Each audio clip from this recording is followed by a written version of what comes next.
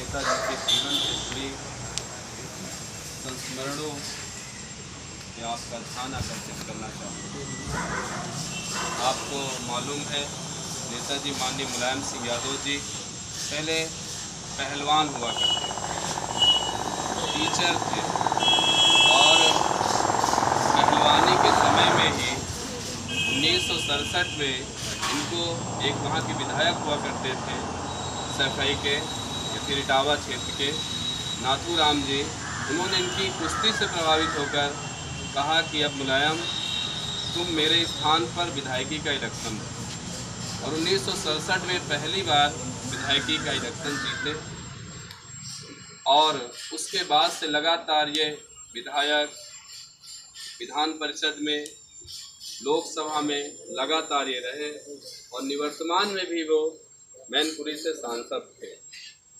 देश में रक्षा मंत्री के पद पर सुशोभित किया उन्होंने, और जब जिस दिन सुबह उनकी कल मृत्यु हुई उससे एक दिन पहले उन्होंने प्रोफेसर राम गोपाल यादव जी से पूछा कि सुना है प्रोफेसर जी चीन हमारी सीमा के अंदर आ रहा है, और हमने ये भी सुना है कि रूस की जो हमारी देश की मित्रता थी, रूस जो है पाकिस्तान का सहयोग करने लगा है।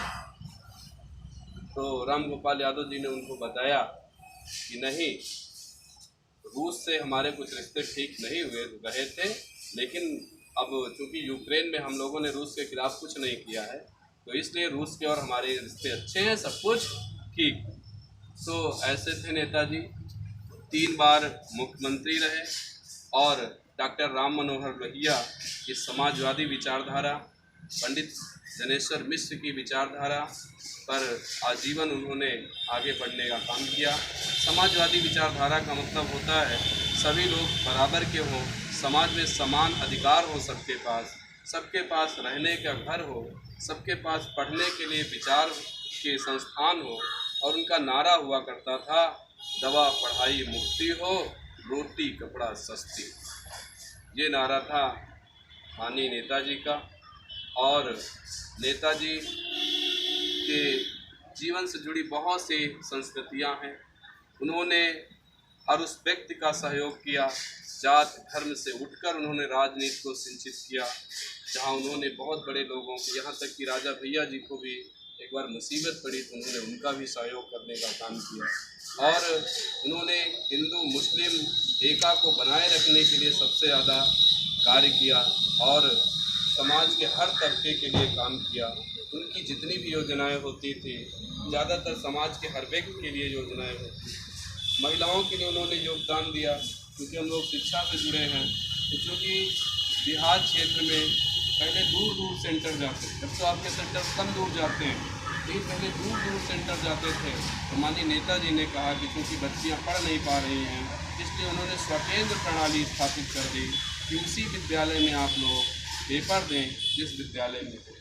इससे क्या हुआ कि महिलाओं की शिक्षा आगे बढ़ी। इस तरह से नेताजी ने बहुत काम किए। एक संस्मरण उनका ये है, जब वो रक्षा मंत्री थे तब चीन के कुछ सिपाही अंदर आ गए थे, तो उन्होंने तत्काल प्रभाव से अपनी सेना से कहा था कि जब तक चीन के सिपाही पीछे न लौट जाएं तब तक आप बढ़ते हो।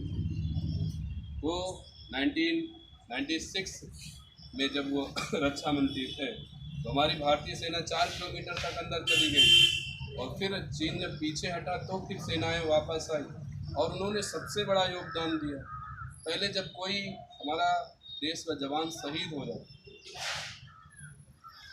कोई भी देश का जवान शहीद हो जाता, तो उसके केवल कपड़े भेज दिए जाते, उसकी लाश नहीं आती थी घर। माननीय नेताजी ने जब वो रक्षा मंत्री थे तो उन्होंने सबसे बड़ी बात यही कि उन्होंने जवान की लाश को ससम्मान उसके घर तक पहुंचाने का ऑर्डर दिया, और तभी से शहीद जवान की जो लाश है वो उनके घर तक। और बहुत सारे संस्मरण और बहुत सारे काम उन्होंने किए, और उनको वो बहुत दूरदर्शी व्यक्ति, राजनीति के बहुत ही धुरंधर व्यक्ति थे, दूरदर्शी थे। और अगर कोई विरोधी भी है तो अगर वो अच्छा काम कर रहा है तब उसकी प्रशंसा किया। और कोई किसी भी व्यक्ति को देख लेते थे तो भाग जाते थे कि ये राजनीति में कहाँ तक जाए। परिस्थितियों को समझ जाते थे कि परिस्थितियाँ आगे क्या होने वाली। 3 बार मुख्यमंत्री रहने के बाद चौथी बार जब पूर्ण बहुमत से उनकी सरकार बनी, उन्होंने मौके की नजाकत को देखा और अपने दूरदर्शी सोच से अपने पुत्र अखिलेश यादव जी को आगे बढ़ाया। ऐसे दूरदर्शी व्यक्ति थे और आज वो हमारे बीच नहीं है। यह हमारे लिए कष्ट की बात है, दुख की बात है और हर उस समाजवादी चिंतक के लिए दुख की बात है जो सोचता है समाज का हर व्यक्ति बराबर हो, समाज के सब लोग पढ़ें, आगे बढ़ें। आदरणीय नेताजी के बहुत सारे कार्य सराहनीय हैं। अब वे सदैव हम लोगों के साथ रहेंगे, क्योंकि व्यक्ति अमर हो जाता है। अमर होने का मतलब है कि उसके विचार अमर हो जाते हैं। उनके विचारों को लेकर लोग आगे बढ़ेंगे, हम सब लोग बढ़ेंगे। अब क्योंकि समय ज़्यादा हो गया है, हम आप लोगों से निवेदन करेंगे कि आप सभी लोग अपने स्थान पर खड़े हो जाएंगे, 2 मिनट का मौन रखेंगे।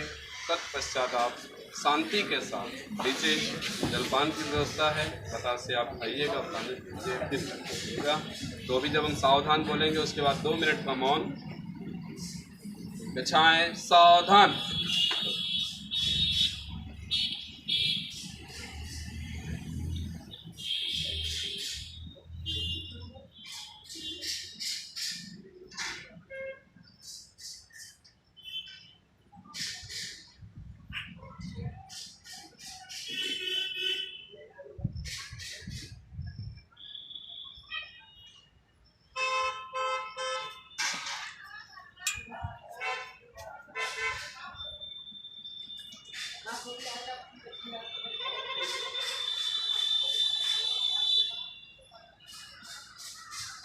विश्राम। अब आप लोग आराम से